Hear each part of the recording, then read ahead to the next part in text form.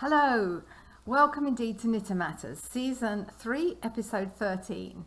Thank you so much for joining me. I am delighted that you're here. I'm Cheryl Lampard, I'm an image consultant, I'm a fibre artist, I'm a knitting educator, I'm a craft yarn council certified instructor, and I used to be a yarn store owner. One of the great things about owning a yarn store is that I got to be able to teach people how to knit. I loved doing it then and I love doing it now. So I belong to a lot of knitting forums, as I know many of you do, and I often see questions asking how to read knitting patterns, what do certain instructions mean, how to decipher them. Now, most knitters learn to knit before they even think about looking at a pattern, or they might have seen a pattern but need to learn how to knit first. I was exactly like that. I learned how to knit and I learned the basics before I even got to working my way through a pattern. But I do know some incredible knitters that never bother with patterns and have never learnt to read one. So whether you're a newbie knitter or an expert who doesn't really like using patterns, it's worth going back to basics. So I thought this would be a good opportunity to do an episode on reading knitting patterns. Now, the major spinners, the pattern publishers and needle and hook manufacturers are encouraged by the Craft Yarn Council to adopt standardised guidelines for pattern writing. And most designers for yarn companies do that. But unfortunately, not all patterns are written in the same way, and that can be very confusing, especially for the newbie knitter. So when we first look at a pattern, it seems like a whole other language, and in some ways it is. It's a knitting shorthand, if you will. But pattern instructions follow a basic order and logical sequence, so it helps to get familiar with that knitting terminology. And we're going to look at some of those now. I'm going to switch cameras, so we go to the worktop. So most knitting patterns are written in three ways. They can be written instructions, as this one is here. It could be a chart, as this is, or very often a combination of both. Maybe it's a written instruction for part of it and then a chart for later on. And sometimes a chart will actually feature, sometimes the pattern will actually feature not just the knitting instructions for the basic part of the garment, but will also write out row by row the chart.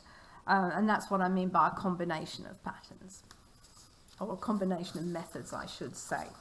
But one thing, having said that many times a pattern isn't standardized the way it's written, but one of the things that does tend to be standardized are abbreviations.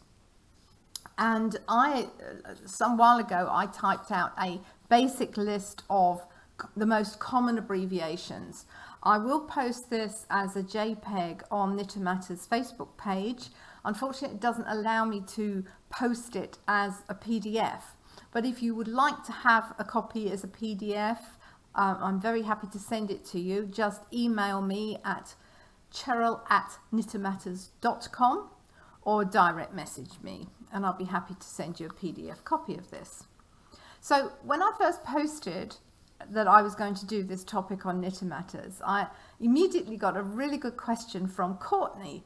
I'm not sure where Courtney's from, but what Courtney asks is whether abbreviations in US patterns the same as on UK patterns. And I think that's a great question, Courtney, so thank you very much for asking it. Now, there are some differences in terminology between US and UK and the corresponding abbreviations, but they all refer to the same type of stitch. So I'm going to lift this up. I'm going to try and keep this as still as possible, but I want you to see. So for example, in a US pattern, a yarn over is a yarn round needle, or a yarn over needle in the UK.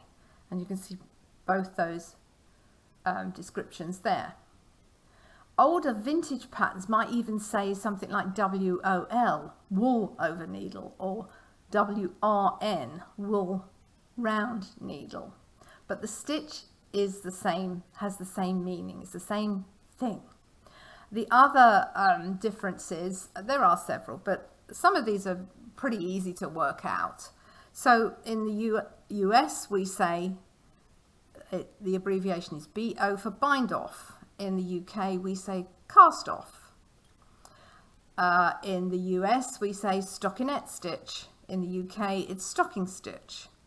Now, one of the things that does sometimes cause confusion is the US SKP, which is slip one, knit one, pass, slip stitch over. That's the same stitch in the UK, but it would be described as SL1, slip one, K1, knit one, PSSO. So slip one, knit one, pass, slip stitch over in the US is SKP, and slip one, knit one, pass, slip stitch over in the UK. But again, it's the same stitch.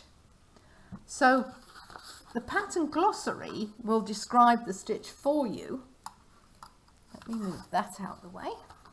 If I show you this pattern here, I think you can see just at the bottom, there is actually, this is a pattern, this is a Peyton's pattern. I can't remember if I bought this in the UK, or yes, I think I must have done, or the US. Yeah, I'm sure it was a UK pattern. But it says the USA glossary, it actually gives you the differences. So cast off will be bind off, tension gauge, knit up, pick up, and knit stocking stitch, stockinette stitch, etc., etc. So you might be lucky enough to find that a glossary is already built in to your pattern. If it's not, there's really no need to worry.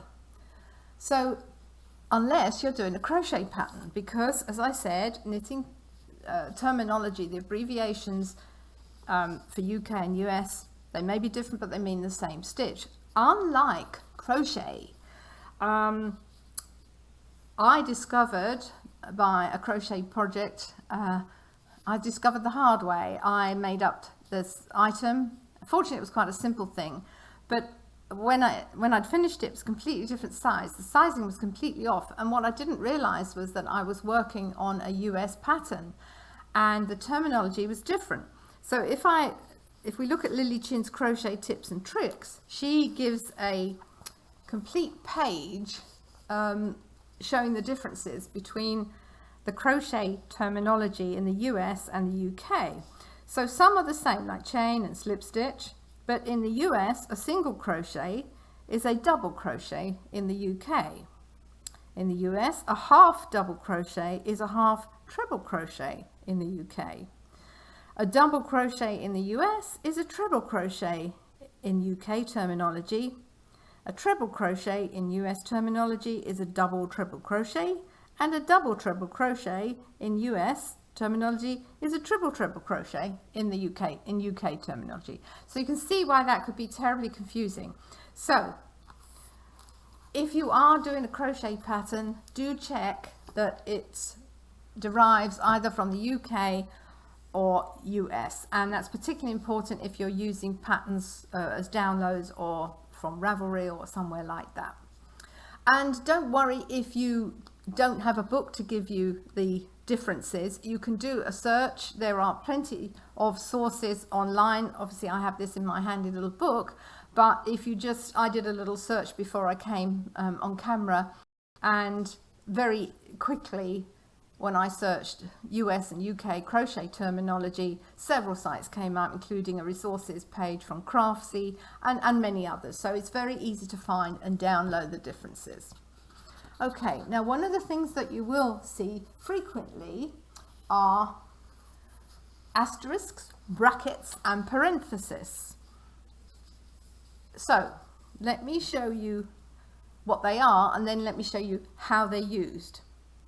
So an asterisk is a single asterisk. It is used to indicate the start of a stitch pattern, series of repeats. And it's really to keep it from being written out every time. The asterisk, the stitch pattern is shown between the asterisk to signify the repeats. For example, if on this pattern, let's say on pattern here, you were to write, for example, on this little pattern here, row 1, you would knit 1, and then look at the asterisk here, you would purl 1, knit 1, and repeat from asterisk to the end of the row. Now, if I had 50 stitches, I wouldn't want to see purl 1, knit 1 written out 50 times. It's perfectly fine to have it in the asterisk. It makes life a lot easier for the designer and indeed for the knitter. So the single asterisk really means it's a start of a stitch pattern, a series of repeats. A double asterisk, that's used to indicate a repeat for a particular part of the pattern at a specific location. That sounds confusing. Let me show you with another pattern what that means. So with this pattern book here, okay, let me show you here. This is a pattern. Hopefully you can just see there are a pair of asterisks here. This section shows you how to knit the back, and we've done the armhole shaping, and then it shows just these 2 asterisks at the end of the row. Then you forget about them, you carry on doing the rest of the back, but when you do the front, it says very simply, work as for back 2 double asterisk point. So what that's doing is repeating the entire pattern. It's just telling you to do the same as, in this case, the back, until you get to a certain point. So it's to a certain location. And in this case, it's just before the neck shaping, because obviously the neck of a sweater is going to be different from the back.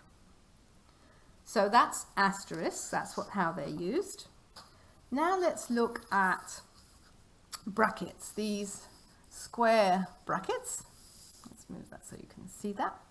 So square brackets are used to show different sizes or indicate a section of knitting to be repeated. Now in many patterns, brackets are used when repeating a sequence of stitches a specific number of times. So it can be used for a sequence of stitches for a certain number of times. I know, but actually when you think about it, it's really not that hard. Let me show you some, where are my square brackets here? Right, so my square brackets here, my brackets here, they are used here to denote different sizes. There's 5 different sizes on this pattern. So in this pattern, the square brackets are going to be used to just denote different sizes. They're not going to be used to confuse you. They will be used for that purpose and that purpose alone in this particular pattern. So for this pattern, those brackets are always going to denote the range of sizes. But on another pattern, they may denote other things, like the stitch pattern that's repeated, a sequence repeated a specific number of times. Okay. I know this sounds confusing, but it really isn't. I'll show you in a minute how they all work together, and then you'll hopefully go, ah, I see. So the other type that you'll frequently see in virtually any pattern is the parenthesis. Again, these can be used to indicate different sizes on, I think, this pattern here. Okay. Okay. No, I won't confuse you. Okay, it doesn't matter. Sometimes it will be used to specify sizes, but more usually it's used to specify a sequence of stitches to repeat inside of a larger repeat, or a group of stitches all in the same stitch or space. Okay. So let's say you were, the sequence of stitches is to make a bobble where you're actually working several stitches backwards and forwards, increasing, decreasing, or you're knitting into the front and back of a stitch to make a sort of group of stitches in the same space or in the same stitch. This is where you would see the parenthesis. So that again, they might be used instead for sizing. But what you have to know is if the designer chooses to use parenthesis to indicate sizes, she or he is not going to use it in the same pattern to indicate a stitch pattern.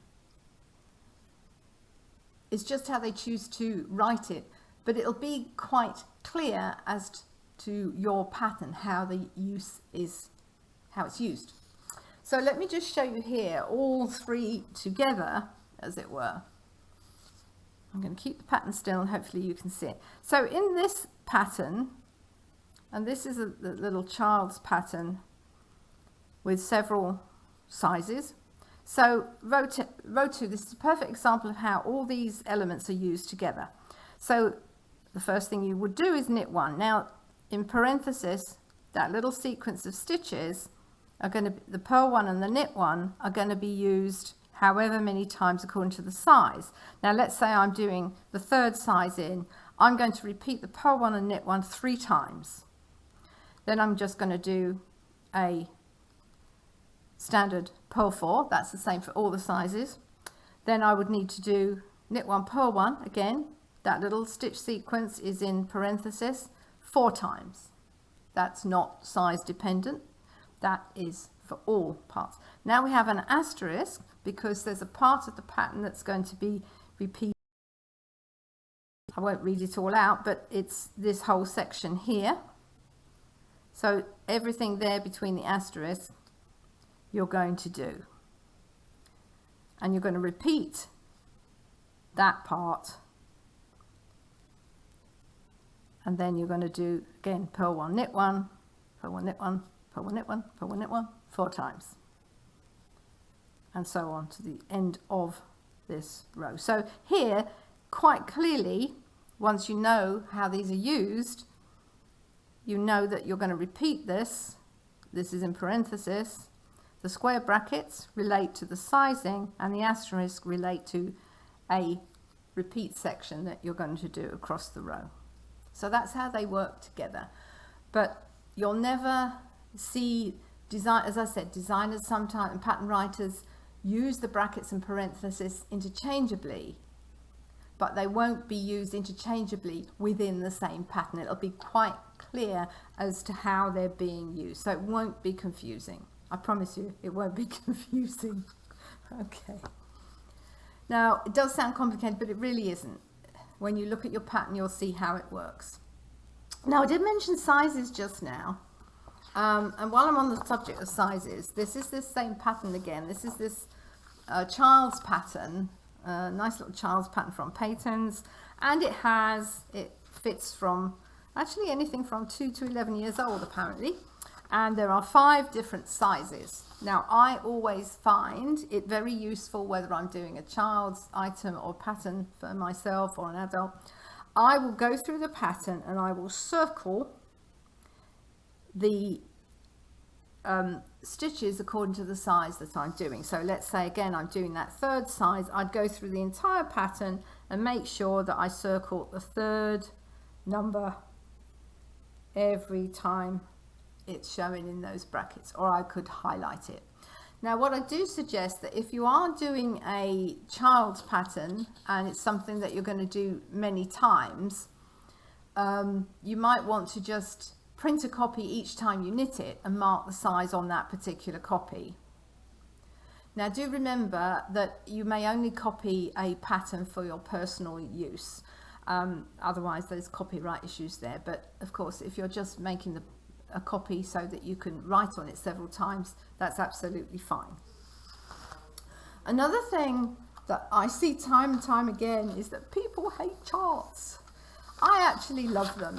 This lovely little cowl by it's a purchase download. It was from Vogue Knitting, and it is by Gudrun. I can't find the lady's name. It is, I think it's by Gudrun I can't remember her last name. I'll write in the post whose pattern this is. I'm sorry, Gudrun, I've forgotten your last name, but it's called Fair Isle Cow. It's available on Ravelry or from Vogue Knitting, and it was first published in their fall issue. Anyway, the reason I'm showing you this is that I love a chart. I find them so much easier to use than reams of written instructions. That said, I have sometimes found it easier to follow a row by row instruction than a chart where a pattern gives you that. Not all patterns do, but where a pattern gives you that, I will sometimes follow the written instruction rather than the chart. It just is personal preference. Having said that, I always like a chart. Sometimes I will switch to the written instruction. It's really just what works for you at the time. And if it's a pattern with lots of pages and you've got to keep flipping from one page to another, sometimes it's easier just to stick to one way of doing it and follow that through. Again, personal preference. But don't be afraid of a chart. The one time I'll always use a chart is for colour work, exactly like this. I will use a chart always for colour work. And here's what you need to know for the basics of reading a chart, whether it's colour work or not. Now, when you follow a chart, remember that each square represents one stitch. Each line of the chart represents one row. I'm going to caveat the next thing that I say with, unless the pattern says otherwise, right side rows are read. Right side rows, odd numbered rows, are read from right to left, and wrong side rows, even numbered rows, are read from left to right. And think about that as the way we knit, actually, because if we're knitting something, we're going to be starting, obviously down here I started at the bottom right hand corner and went from right to left, and then when I turn round, yes, I'm still working back right. I'm still starting at this end and working right to left, but I'm working back the row that I've just done. So that would be row 1. I'm flipping it round. Then that would be row 2. That would be my even numbered row. So it's essentially the way we knit. So there's nothing really tricky about that. If that's the only thing you remember of where to start, then start in bottom right hand corner, for flat knitting that is, when we're turning the knitting. That's all you need worry about, unless it says otherwise. Now, of course, if you're working in the round, you're going to be working knit rows only, and you're going to be working circularly. So you're not going to be turning.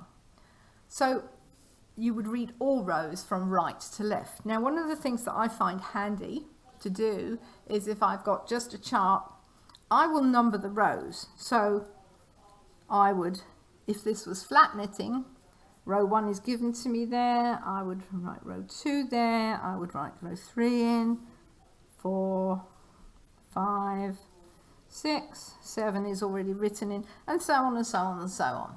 Now, the reason this one is only numbered on the right side, you will often find patterns for flat knitting where the numbers are given on both sides. If they're not, you can just write them in, or not. It depends what you're comfortable with. I like to write the rows in, then I know exactly where I am.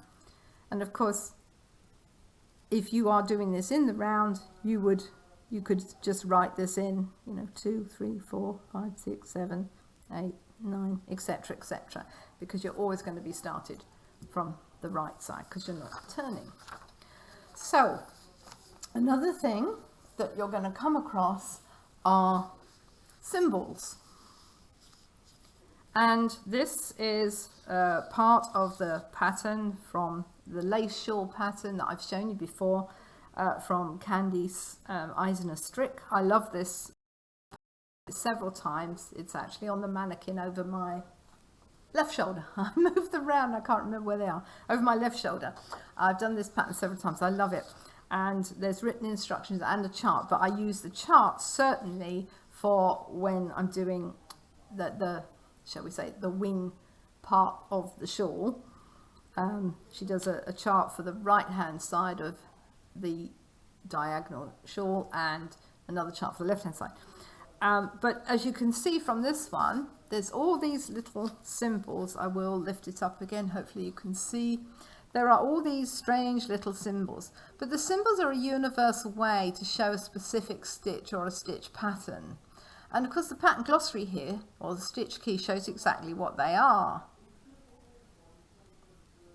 So, and again, these are pretty universal. So a blank box will nearly always, unless the pattern says otherwise, but they tend to stick to these guidelines, that's going to be a knit on the right side and a purl on the wrong side, if you are knitting flat, that is. And then this little box here with the line, the little bar through it, that would be a purl on the right side and a knit on the wrong side. The circle is a yarn over. So, you know, once you get to know what they are, you can start the knitting, and you've got this handy key to refer to. Again, people are fearful of all these symbols, but once you understand what they mean, it becomes much easier. I just want to show you this pattern here. This is called Kabuto by Kirsten Johnstone. It was a purchase that I made on Ravelry. I was knitting some hats for a very good friend of mine. I want to show you this because this is a wonderful combination of written instruction charts, even a schematic, and photographs. It's a design, as I said, by Kirsten Johnstone. It's called Kabuto, and it's very thorough. There is an explanation of the stitches, including a special stitch that she does called a seamless expressed edge pattern, a SEEP. She explains how to do that. There's a photo of the hat again. Further on, we have a little schematic giving the dimensions and how this sort of side edge seam works. There's a complete glossary of the abbreviations down here, and kind of best of all, for this unique stitch edge that she does, she's got step-by-step photos of the whole process. Really helpful. Now that comes to sort of 6 pages in all, so it's unlikely you'd find all that information and published photos in a published pattern, because it's more paper and prohibitive printing costs. But that's the beauty of many a download pattern, that you can do that in a download. And for us, the knitters, this is wonderful because we print it out and we've got all that information to hand. So sometimes you might be lucky enough to get a pattern like that that gives you so much information. Super helpful for the knitter. Okay, what do I want to show you now? So what do we do when there are pattern mistakes? Well, they happen. The first thing I would suggest you doing is to read it again. Sometimes we've simply just misread a section. If you have a local yarn store, especially if you bought the pattern and the yarn from them, go and ask them. They'll want to help you, and hopefully they will be able to.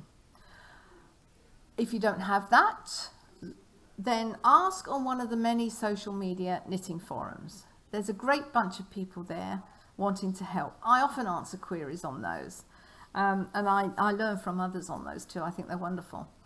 Or of course you can ask me. You can email me, again, cheryl@knittermatters.com, or just private message me. If you downloaded a pattern, refer to the site that you got it from. There may be a correction.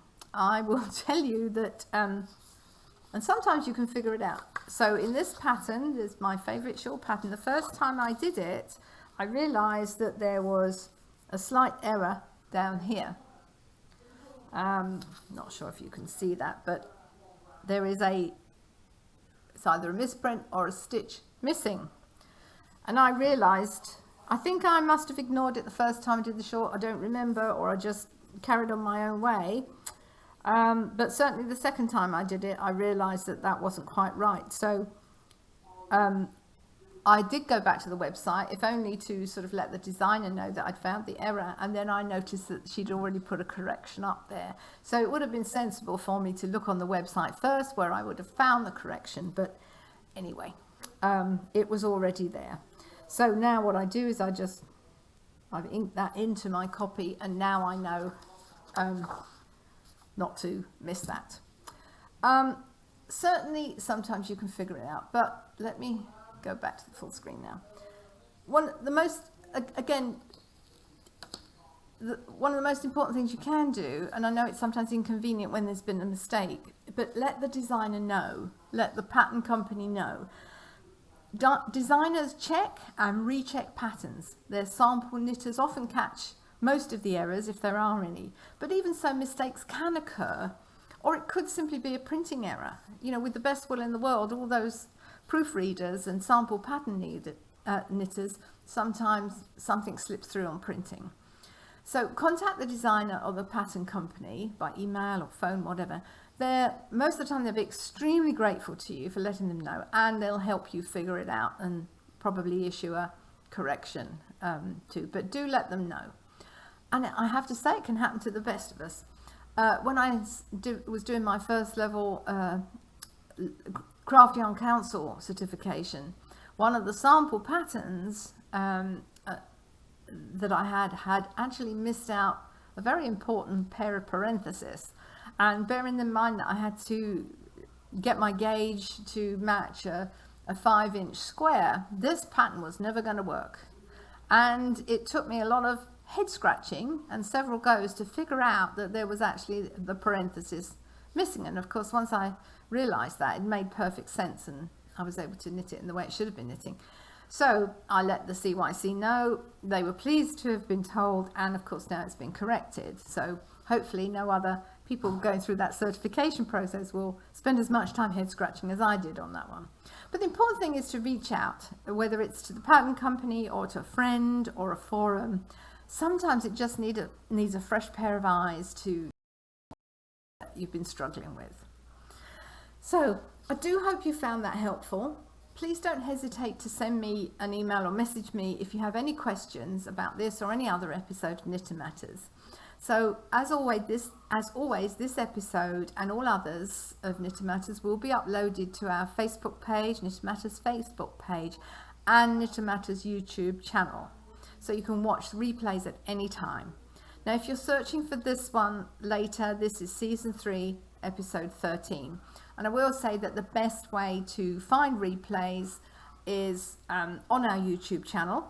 If you want a full list of all the playlists of season 1, 2, and I haven't done the playlist for season 3 yet, but certainly the playlists for seasons 1 and 2 are available to help you find what you might be looking for. Again, just message me and I'll be happy to send that to you.